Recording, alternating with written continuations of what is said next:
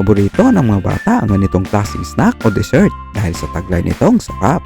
Ang resepeng ito ay kagaya sa popular na softly omelette ng Japan. Simulan na natin sa paggawa ang resepeng ito. Kailangan lang natin mag-crack muna ng itlog. Ang egg white ay ilagay dito sa mixing bowl at ang egg yolk ay itabi lang muna for later use. I-whisk lang natin to roughly bago lagyan ng white sugar. Kailangan lang natin to i-whisk ng matagal hanggang makagawa tayo ng icing.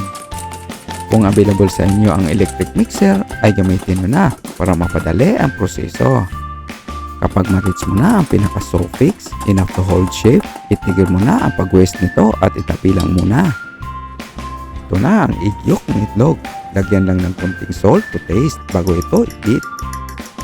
Ilagay ang white sugar at i-beat ito ulit hanggang ma-dissolve ang sugar.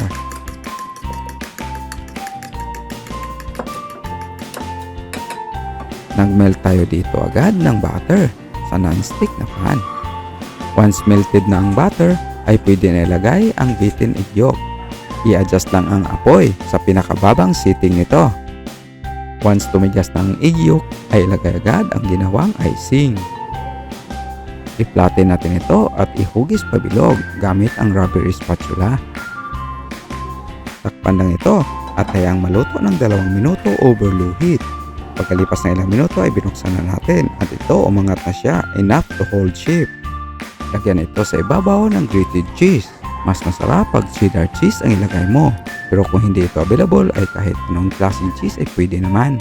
Nilagyan rin natin ito ng tinted cut spring onion for extra flavor. Ibalik ang takip sa kawali at ipagpatuloy pagluto nito for roughly 5 minutes over low heat. Pagkalipas ng ilang minuto ay umangat na ito at buksan na natin. Well cooked na ito kaya i-scrap na natin palibot para madali itong malipat sa chopping board. Hatiin lang natin to at ipatong dito sa kalahati upang magmukhang cake.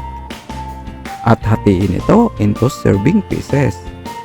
Para mas lalong sumarap ay lagyan ito ng toppings ng grated cheese at tinted cut spring onion para maganda tingnan. Ito na ang ating masarap na snack or dessert. Enjoy our recipe!